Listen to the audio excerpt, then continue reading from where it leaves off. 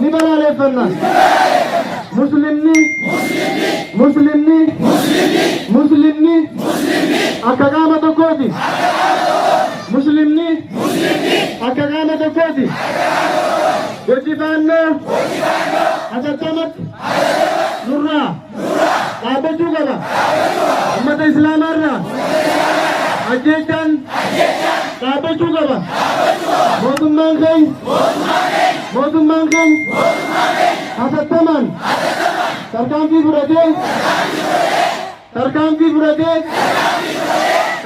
fudhatee agarsiisuu qaba. Ajjeechaa ummata islaamaa mootummaan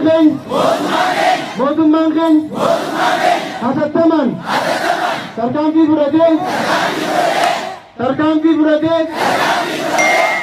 fudhatee agarsiisuu qaba.